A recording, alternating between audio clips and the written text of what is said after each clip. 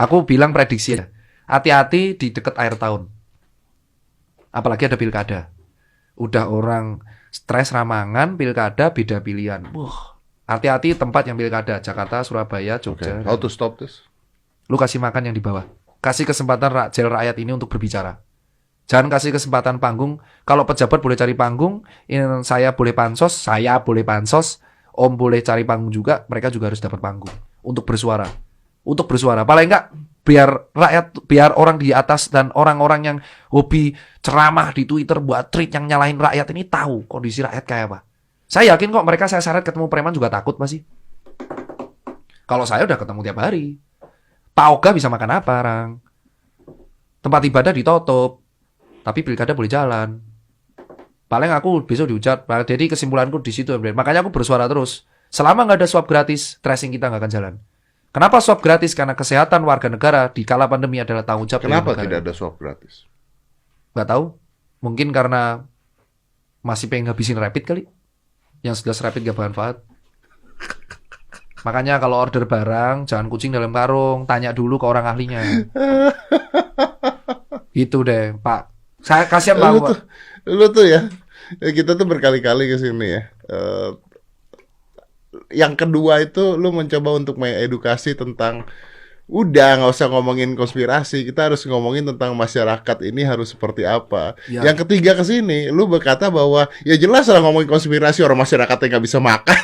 Ya emang, karena di nomor 3 tuh aku ngomong karena masih 3 bulan. Terus di lapangan masih ada hope ya? Masih ada hope. Wah, kayaknya hope-nya ada nih. Kayaknya pejabatnya mulai bener nih. Pas di lapangan, kok gue yang dianjing-anjingin, Cok. Yang buat kebijakan siapa? Yang dianjingin gua. Lu kan punya suara, ngomong dong. Anjing gue dianjing-anjingin lagi, buset. Terus akhirnya gue ngobrol. Lu akan masuk sistem ketika lu menjadi bagian dari sistem. Lu akan paham. Nah, gue memahami nih cara orang konspirasi gimana. Gue akhirnya direct. Oh, pantas gak makan kok. Ini menarik loh, karena lu tuh bagian dari Satgas dan ID. Memang. Nah, kalau bagian dari Satgas dan ID aja sudah hopeless. Nah, gue hopeless kok. Harapannya apa? Itu teman-teman gue aja yang masih positif. Iya, dan hopelessnya bukan gara-gara nggak mau pakai masker, bukan gara-gara apa, cuman gara-gara mereka nggak makan nih, mereka nggak makan. Dan lu tahu nggak, semua rumah sakit itu merugi loh. Dokternya ayo makan pakai apa? Ujungnya dokter nggak makan. Makanya aku akan bisa berstatement. Ini 3 tahun lagi, 2023. Kasus COVID di Indonesia harus diaudit. Anggarannya kemana? Kenapa nakes banyak yang meninggal? Kenapa banyak yang meninggal? Kenapa banyak pejabat statement asal? Ada kata-kata dari siapalah, pejabat siapa gitu, gua lupa, yang mengatakan kalau misalnya ada korupsi di masa COVID ini hukuman mati katanya gitu. Oh, setuju saya. Bukan hanya mati coy, pelan-pelan irisnya. Anjir, kesel banget soalnya di lapangan ini nggak bisa makan cok gitu loh. Jadi kalau gue bilang harus diaudit. Pertama masalah kematian, kok bisa yang mati banyak? Terutama nakes, ini harus dievaluasi. Bukan salah nakesnya dong. Nakes udah berusaha, tiba-tiba keinfeksi, tiba-tiba langsung straight meninggal gitu. Tanya kenapa, APD-nya atau vaskesnya nggak lengkap. Kalau emang iya, jangan sampai kita nanti kena COVID-20, kena COVID-21, biar satu negara malahan. Kedua, soal penyerapan anggaran. Kok bisa kepala daerah A bisa swab, kepala daerah B bisa swab gratis, ini nggak bisa. Tanya kemana anggarannya, audit. Kenapa kok dulu rapid sudah jelas zong untuk sebagai diagnostik tes, hanya screening tes, kok malah jadi alat SKCK? Karena swabnya lama. Ya kalau swabnya lama, kenapa dulu nggak beli swab? Bingung nanti bisa jawabnya. Saya yakin pasti kalau di debat kayak gini. Kenapa kita rapid jadi kebijakan? Karena swab tuh lama Mas Tirta, makanya rapid kita pakai. Ya kalau swabnya lama, kenapa kamu nggak perbanyak swabnya? Kan impor dua-duanya. Terus kenapa rapidnya mahal dulu? Kok sekarang murah dulu mahal, ayo? Apa karena stoknya sekarang masih banyak sisa-sisa? Logikanya kalau swab menjadi gold standar PCR, kenapa swab tidak diperbanyak? Logikanya masih lempar-lemparan sekarang. Swab PCR, swab ada 2 ya, PCR sama antigen. Dosanya masih PCR, kenapa nggak PCR? Kenapa swab mahal? Sampai sekarang masih 1,5 sampai 2,3 juta. Kenapa yang ditanggung positif doang? Kenapa kamu nggak jujur bahwa obat COVID itu tetap makan sehat, dikasih multivitamin, kasih obat paracetamol, ada Avigan, ada kawan-kawan yang sesak nafas kayak hidroksikloroquine dan kawan-kawan, ada antibiotik 2 biji yang dosis paling tinggi untuk meningkatkan antibodi.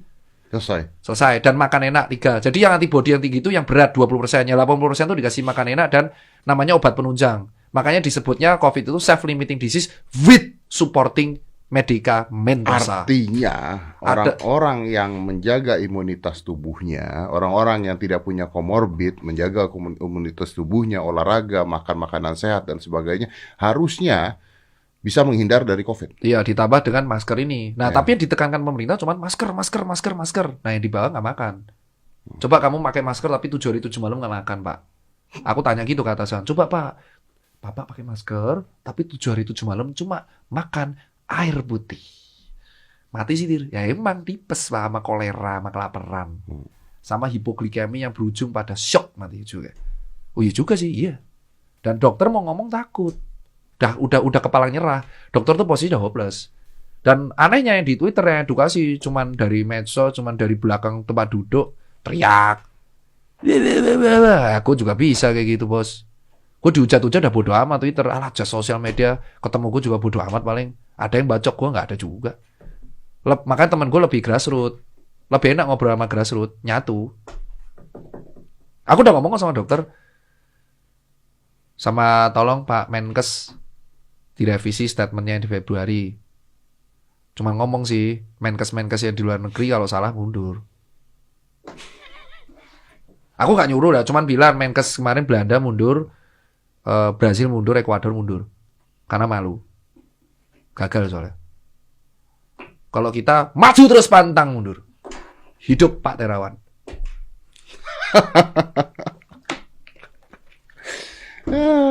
Ya udah. Aku gak nyindir loh ya, jangan di UITE. Hidup Pak Terawan, saya mendukung Pak Terawan. Iya nggak nyindir. Maju terus. Siapa tahu dengan maju terus bisa mendapatkan sebuah pencerahan dan Wangsit, akhirnya, iya. bisa kan? Bisa. Pokoknya orang pintar loh. Sampai Pak Luhut loh yang turun tangan. Harusnya orang bertanya ya, sampai Pak Luhut yang ngurus vaksin. Last question for you, bro. Apa? Lu ngapain sih? Kenapa? Ini ngapain sih? Mikirin ini. Karena kelak kita cepat atau lambat juga pasti mati, Pak. Jadi gini deh, yang ada 3 poin kenapa aku kayak gini. Aku dapat diagnostis jadi cerita aku praktek. Terus kan praktek harus general check up. Ternyata aku dapat diagnostik tes. Hasil ronsenku buruk, Pak, paru-paru sebelah kiri. Jadi paru-paruku tuh karena dulu pernah TBC di usia 8 atau 9 tahun, hasil paru-paruku sangat buruk dan aku perokok berat, emfisematos yang kiri itu udah pemberatan. Jadi at least aku pasti mati juga antara kena COVID atau kena kanker paru. Cepat atau lambat, tapi dia bilang directnya aku bisa jelek. Bad verse-nya bisa mati dalam waktu dekat. Jadi udah pasrah. Aku memaknai ini kayak bisa stres kan. Kalau aku stres cepat mati dong. Emang benar paru-paru kiri udah hancur total, udah susah. Jadi kalau aku gerak di ketinggian 2000 meter udah gak bisa nafas. Udah susah. Jadi aku berpikir ya aku memaknai hidup ini cuman sekali, sisa hidupku udah tinggal bentar. Jadi ya udah. Selesai. Ya tinggal berjuang aja. Terus alasan nomor 2, aku lihat sendiri mata di lapangan tuh susah, Pak. Kayak kadang kita bisa nyaris nangis loh, Pak. Edukasi pakai masker ke nelayan yang nggak tahu apa-apa dan mereka nggak bisa makan. Jadi kayak ada pertentangan batin. Aku harus melancarkan perintah atau aku bersuara demi mereka. Terus yang ketiga, yang terakhir, cepat atau lambat kawanku ini bangkrut dan mati dan kelak akan aku juga yang kena efeknya. Dan terbukti dari bulan Maret sampai September awal tokoku aman 62 biji. Tapi dulu yang sebulan aku bisa buka 2, nambah baru, sekarang 2 bulan nambah 1. Di Oktober ini udah prediksi aku down 6. Tapi aku nggak mau mecat pegawaiku. Tak gaji tetap. Dan temanku udah dead stock 60M, 40M. Musisi temanku udah jual gitar, jadi posisi udah chaos. Dan temanku kebetulan kemarin yang buat podcast bareng aku, Abdul Hakim, si Abdul meninggal. Terus temanku di KPK meninggal, Mas Pandu. Terus Pak Dino Patijalal kritis kemarin. Ujung-ujungnya teman-temanku kena semua, Pak. Dan aku ada faktor resiko pemberat paru. Jadi ya udah, straight to the point aja, happy ya. Kamu cuma punya hidup sekali, dikasih Allah sekali. Sudah jelas paru-parumu rusak, gak tahu hidup sampai kapan, tapi yang jelas sudah rusak, bisa aja mati kapanpun. Terus lu mau ngapain? Takut mati? Gue udah gak takut mati, Pak. Hanya takut sama Allah, tapi gue gak takut mati, udah gak takut dihujat. Posisi fear gue udah fearless. Mau diculik, mau diapain, bodo amat. Tapi gue at least menggunakan hak sesuatu yang gue punya terakhir, berbicara. Dan lapangan. Itu gue udah ngomong sama bokap, nyokap, anak, mantan istri, gue udah bilang, gue udah posisi kayak gini. Terserah lu mau terima apa, gue menggunakan sesuatu yang terakhir. Orang udah bilang, dokter-dokter udah bilang, Tir lu kalau kayak gini rentan lu untuk pelintir, udah bodo amat. Virus, lu mau penjara aja, dapat makan 3 kali sehari, gue mikir. Kalau kenapa gue salah ngomong pelintir UITE. Tapi kalau lu mati ya at least gue bisa mati kapanpun kok. Gue juga ujung-ujungnya mati karena paru kok. Kali kalau di Ronsen hancur. Jadi gue bercerita ke lu, kalau lu udah kena DBC, jangan kena asap sama polusi aja. Nah karena itulah gue bodo amat, gue mau stop rokok apa enggak, paru-paru gue udah rusak. Satu-satunya bisa nyelamatin gue cuman mukjizat. Kalau tiba-tiba paru-paru gue kiri aman. Jadi paru-paru gue kiri itu udah kotor, rusak, udah COPD tahap akhir, geser ke bawah, diafragmanya turun, jantungnya juga geser. Jadi kalau gue kecapean, pasti sesak nafasnya ke paru. Dan saturasi oksigen gue mentok di angka 92. Oke. Tapi bisa lah. Nah itu kan dengan kemajuan zamannya teknologi. Iya, tapi gue gak putus asa. Iya Gue selalu positive thinking dan happy. Makanya gue bilang happy gue kalau bacot. Ya udah gue bacot aja di lapangan ketemu orang gitu. Kenapa Dokter Tirta masih bisa ngebacot, masih bisa mengungkapkan apa yang ada di pikiran dia? Karena dia masih bisa makan. Tuh. Makanya Kalau gue nggak bisa makan, anjir gue kerusuh kayaknya. Aksi. Tapi sekarang ya, ini tapi ya di lapangan udah mulai beraksi. Gue takutnya 30 September aja. Jadi mungkin pemerintah hati-hati isu-isu PKI. Iya. Tolong isu-isu ini dikontrol dengan baik. Bahaya banget. Gue nggak mau bahas isu itu ya. Karena Kenapa lu tidak mau mengatakan justru sekarang ke masyarakat udah tolong jaga tenang, jangan sampai rusuh? Kenapa nggak itu yang lu? Kan kita harus begitu ke masyarakat. karena masyarakat udah nggak tenang. Menenangkan orang yang nggak tenang tuh sama aja menenangkan. Anda bisa dibilang provokasi nggak nanti? Enggak. Gue udah bilang masyarakat harus tenang. Tapi gue lebih pikir ini PR-nya penegak kebijakan. Pembuat kebijakan biar masyarakat tenang. Kayak gini deh. Bayi nangis karena nggak dapat susu. Lu nyalain bayinya. Tenang nak. Orang dia pengen netek bro. Berarti ibunya dong. Bayi nggak netek, gagal nanti pertumbuhan dia akan jadi manja. Kegagalan perkembangan seksual karena fase oral. Nah ini orang pengen makan, nggak dapat makan. Untuk mencegah mereka, lu menenangkan, nggak bisa, lu harus kasih makan. Penenangan doang nggak cukup. Makanya gue bilang kasih makan. At least yang paling miskin terdampak aja. Gue akan sarankan buat masyarakat tahan lah paling sampai Oktober. Semoga aja 28 sampai tanggal 28 ada keajaiban yang tiba-tiba bisa makan semua. We never know. We never know. Gue masih positif, hope-nya itu kemukjizat dari Allah. Tapi gue harus bersuara emang posisi di lapangan panas. Kalau yang atas masih aman-aman dikit, tapi mulai turun gitu. Kalau yang super power gue nggak ngerti. Nah itu yang kita nggak ngerti. Panjang nih, berapa jam nih? Oke, udahlah. Kita lihat ya, kita lihat aja seperti apa ya. Mudah-mudahan nih, ya tapi gue setuju sih. Kita butuh masyarakat bawah tuh butuh makan. Satu part aja kan ini? Satu part. Tapi kita ini ya, kita pecah dua ya. Nanti orang nggak dengerin sampai habis nih. Gue pengen orang dengerin dia sampai habis masalahnya. Pecah dua. Oh, jadi orang dengerin. Takutnya begitu kelamaan kan orang nggak sampai belakang. Cuma sampai 20 menit ya?